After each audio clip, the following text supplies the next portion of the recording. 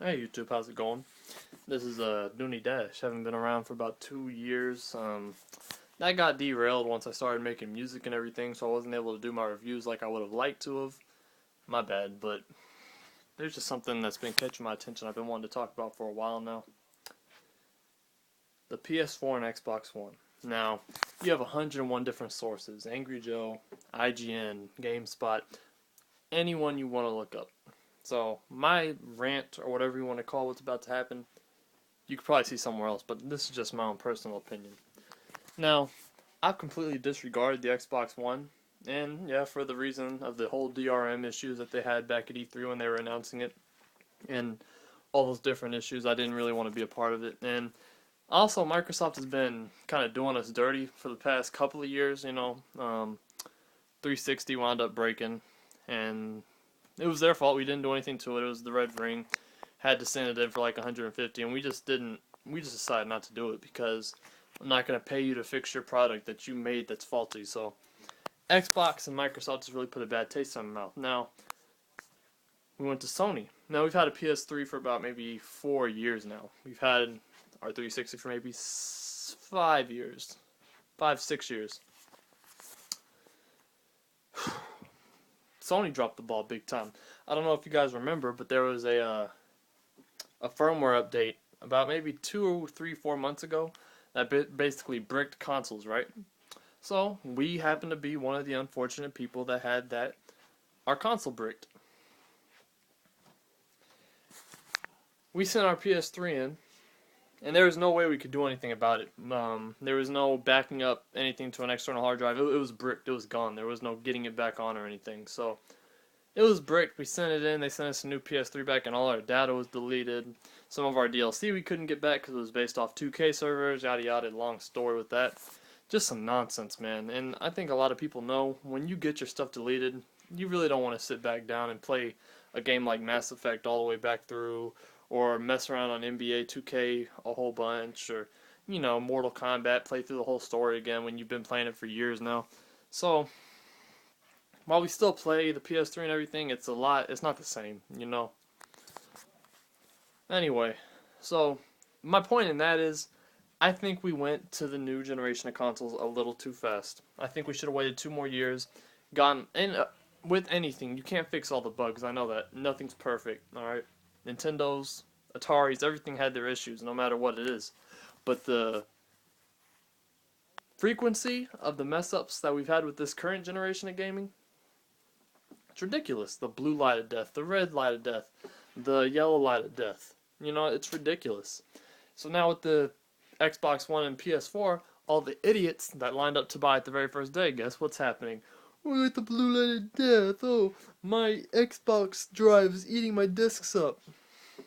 What do you think is going to happen? You're talking to 2 manufacturers that are well known for breaking for their consoles basically just jacking up. And you think on day 1 there's going to not be any bugs and you're just going to go home and play and everything's going to be all happy and good? No. Now, what I want to mainly talk about, I just want to get that out the way, but what I mainly wanted to talk about today was DRM. I cannot stand, not DRM, I'm sorry. I'm tired. Backwards compatibility, yeah. I want to talk about backwards compatibility. I understand that with the day and age we're in, everything is going towards the digital and everything. Which is stupid because it's like 35 to 40 gigabytes. You have a 250 gigabyte hard drive on your 360 or PS3. I mean, that's going to be eaten up after a while if you're a digital type of player that gets nothing but digital games. Backwards compatibility. What I don't understand, Sony, you have a pedigree of consoles, the PS1, the PS2, and the PS3. Why wouldn't you make the PS4 backwards compatible with any of these? I don't understand that. Do you think people are going to be like, oh man, I could play my PS1, 2, 3 games all on one console as well as the PS4? What an inconvenience. No, what's wrong with you people? So now, and I've heard people, well, you could just play it on your other console. First of all, it's going to be too many consoles out. A PS1. First of all, who plays on a PS1 anymore? Be honest with yourself. Most people played it on a PS2 when that thing came out because it's easy. It's more. It doesn't take up a lot of space. You're talking about 4 consoles being out if that's what you want. And that's on top of if you don't cross-platform with Wii, Sony, or not Sony, Microsoft and their consoles. I mean, come on, man. Think. Who's really having out 4 consoles these days of the same brand? I don't want to hear about money issues. You guys are a multi-billion-dollar company. You guys easily could have installed some type of, I don't know, people say it's an emulator drive in there. I don't care. I don't know 100%, but what the heck, Sony? I mean, obviously, people like to play their old games because you're putting in this Okakai cloud service or whatever. So you're acknowledging that, yeah, people want to play their PS3 games on the next-gen console. We're not asking for HD remakes of any of these games. We just want the convenience of being able to turn on one console and play that console. Just on that game. Okay? My PS2 we've had for about 10 years.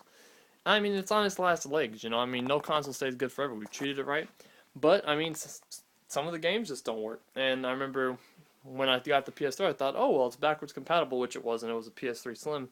And now with PS4, I mean, that would be so great, just playing all your games on one console. How good would that be? Really. It's pathetic, and it's really irritating, to be honest. I mean, I know I can't be alone here. I know a lot of people, and what's funny is people are actually saying, you should be happy, you should be fortunate, you should be grateful that they're even considering blessing us with their godliness of kindness of letting us play our old games through the cloud service. Shut up. Now, I know there's always going to be those diehards out there that are going to be that way, thinking that the scraps from the table is just what we get and what we deserve, but man, this is unscripted and stuff, so it's kind of all over the place. But, I mean, what do you guys think? I mean, is it a bad thing to want to play all your games on one console? Is it really that big of a deal?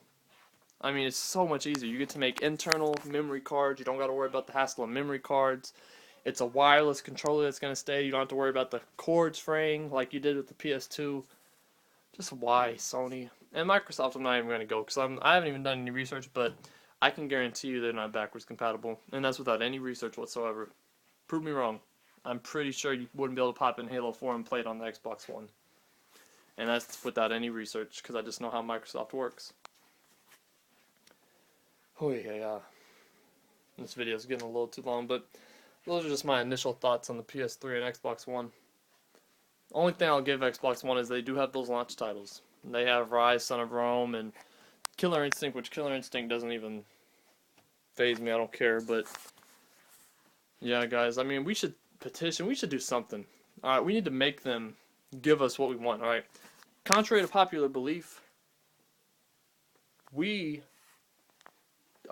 dictate what they give to us, okay? They're not in charge of, you guys are going to get what we give you and you're going to be happy with it. We cannot buy their stuff. We can force them to say, hey, we want backwards compatibility. Work this in somehow. And they have to do that. They're serving us. We are not serving them, okay? All their money, they're not doing that by themselves. It's us, the loyal customers, going out and buying their games, their consoles, their accessories and stuff. We need to stand up, stop acting like this is just the natural way of the world, and we need to kind of, put our feet down as gamers and tell them what we really want and what we need, and, just customer service, man. That's what we need. So, this is 9 minutes so far, so, guys, thanks for bearing with me and listening. Comment. You might get some spam and some hate. I don't care. Everyone's out to their opinion. But tell me what you guys think, because just tell me what you think. Dunnie signing out.